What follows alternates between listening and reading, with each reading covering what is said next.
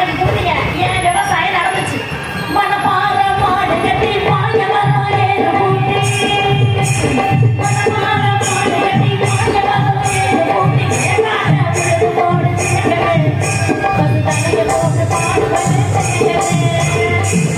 அன்னைக்கு விவசாயம் நடந்துச்சு பாடு பாடுங்க நீங்க இந்த ஏரியால விவசாயம் நடக்க முடியுதா உள்ள இந்த கிராமங்கள் எல்லாம் நடக்குது பாட்டை மாத்திக்கோங்க மனப்பாற மாட்டக்கானா வாய வரோ ஏறக்கானா மனப்பாற மாட்டக்கானா வாய வரோ ஏறக்கானா வயக்காட்ட உழுது போற இடமில்லை பத்து தலைய போட்டு பாடுவனா எடுத்துலே கையில ரகசியம் போடுறோம் உண்மைதான்.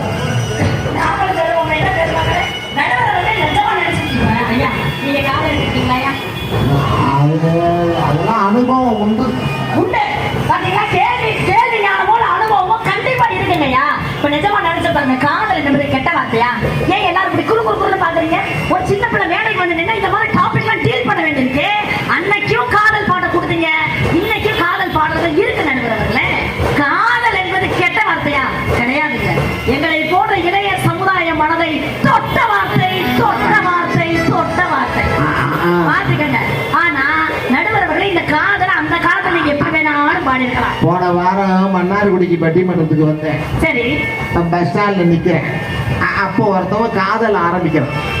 புனிதமான காதல். எஸ் அந்த டீ கடையில அந்த பொண்ணுகிட்ட ஒரு டீயை வாங்கி கொடுத்துட்டு இவன் சொல்றான், அடியே உன்னை நம்பி உன் காதலுக்காக உனக்காக நான் எங்க அப்பா அம்மா குடும்பத்தெல்லாம் அப்படியே விட்டுட்டு வந்துட்டேன்னா வெயிட்டான காதலா இருக்கும்னு நினைச்சிட்டு நான் பார்த்துட்டு இருக்கிறேன். அதுக்கு அந்த பொண்ணு சொன்னா, அடப்போடா முட்டா பையில உன்னை நம்பி நான் 3 பிள்ளைகளையும் விட்டு விட்டுட்டாங்க.